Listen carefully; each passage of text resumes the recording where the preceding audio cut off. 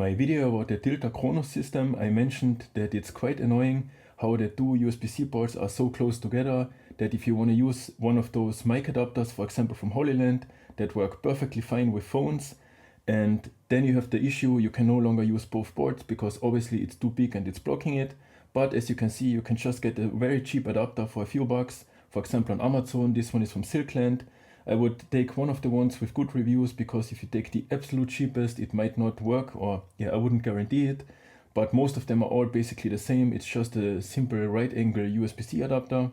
And obviously you can get them in all different types of shapes. You could also get it this way or whatever you want. Like this is nice because you can still put it flat on the table. So if you use it without a tripod, obviously if you did use it with a tripod, you could just switch this around.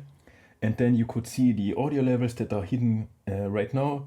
So that's one of the points there. But also I want to make clear, this is not a specific issue with Tilta, because in my last video, people, just because I mentioned some of the negatives and some of the quirks doesn't mean that the Tilta Khronos is bad or anything. I just wanted to make sure I mention stuff like this, because I don't see anyone on YouTube talk about this kind of stuff.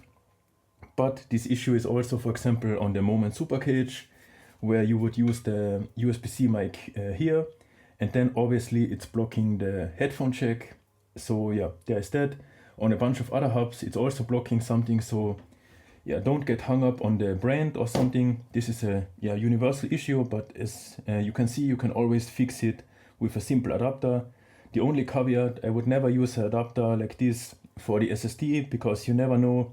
You already need a super fast cable to have the data speed for the SSD and no issue, no dropped frames or anything. So if you have the cable go into an adapter, you have another point of failure. So there's that. And also make sure that power is going into the hub, because audio is usually the first thing the iPhone cuts if it runs out of power. So if there's not enough power in the phone and in the hub via, for example, the PD grip, then it might cut the audio. This is not a bug or issue.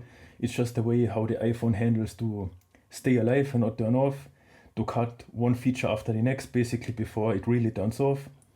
So yeah, if you want, make sure your iPhone is charged and it's connected to the handle, and like this you can easily fix it.